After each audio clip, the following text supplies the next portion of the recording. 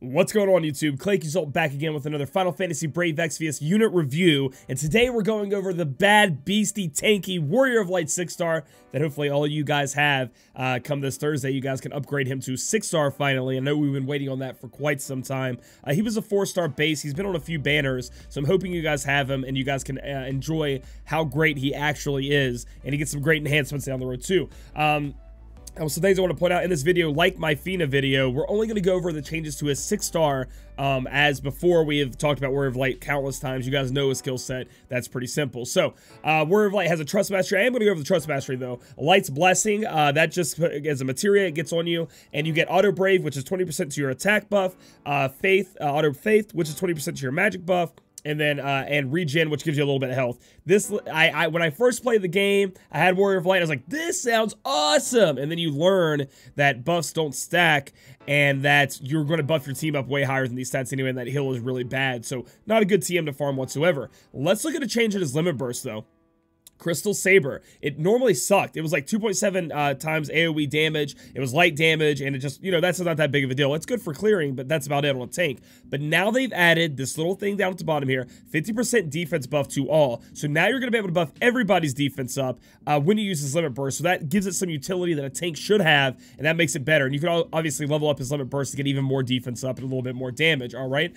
So that's pretty good now. They added a little bit there that makes him a little bit better with that. Let's go to his passive abilities. He has 2 that he gets added at 6-star. First one being Pride of Warrior, and this is a huge one, guys. Chance to counter magic abilities that hit him by 30%, or magic attacks that hit him by 30%. When he does that, then 30% is a pretty high number for counter.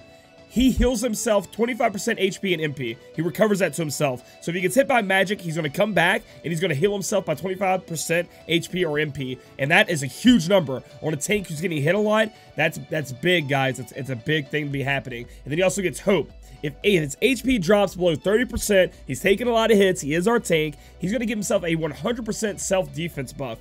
And that just makes him that much more tanky. So he has a chance of always even auto-recover himself by 25%, which is insane. And then he also, if he gets too weak or he gets too low, he's going to give himself a 100% defense buff, and that's a huge buff, guys.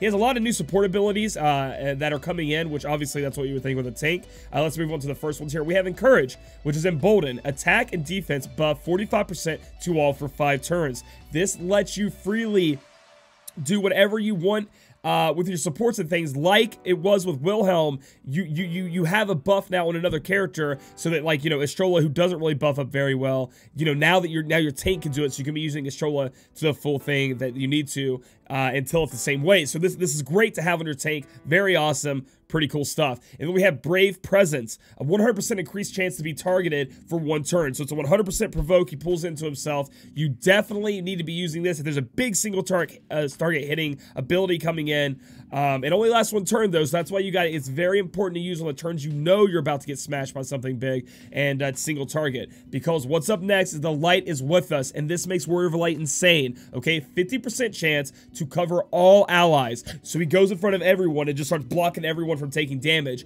with a 50% damage mitigation. So whenever that damage does hit him, when he guards everyone, all of it is 50% damage mitigated. That's a huge number that he gets, right? And then he has a chance to counter that again with his Pride of Warrior passive, and he gets 25% HP and MP back. So guys, that is it. That is a move you have to cast. It lasts for 3 turns, and it is amazing, guys. And this gets a lot of enhancements when he does get enhanced, making it even better, guys. So again, AoE cover. He does have cover, if you guys remember from his 5-star form.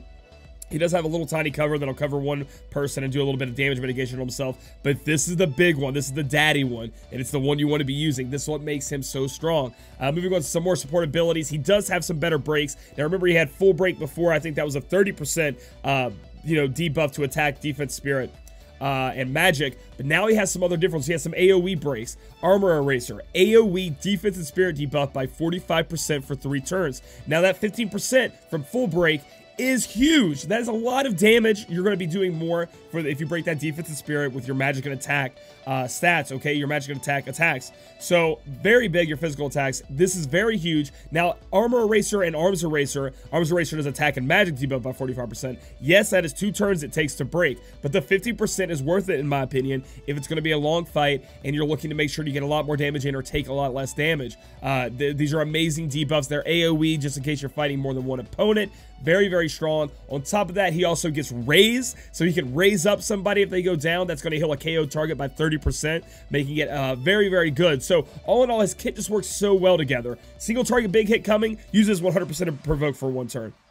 You think you're taking a lot of damage? Everybody else, use the light is with us. 50% chance to cover everybody with a 50% mitigation. It's insane, guys. And then if he takes too much damage, he's buffing himself up. If he gets hit by a magic and he counters it, that's 25% HP back. That's a shit ton, guys. It's amazing. Warrior of Light is awesome. The one, he can equip pretty much anything. Like his equipment is all over the board. You can put anything you want on him. He has some spirit problems, so you definitely want to be stacking spirit on him the best you can. His defense is pretty alright, and his HP pool is pretty good, but his spirit is a little bit lacking as compared to, you know, somebody like Wilhelm. But that's okay, because he covers it with the 50% damage mitigation, in my opinion. So let's look at the rankings. I'm giving Warrior of Light 6-star a 10 out of 10 as far as tanks are concerned. Very, very good. After enhancements in JP, they gave him a 97 out of 100, which is amazing. So if you guys don't have Warrior of Light yet, hopefully he comes on a banner coming up soon. He's been on 2 banners so far, or you pull him out of a 4-star. And you guys just see how powerful he really is. If you guys like this video, give it a thumbs up. Comment what your favorite part of Warrior of Light's new kit is and what you're going to be using him for. And subscribe for future content. We'll catch you guys in the next video.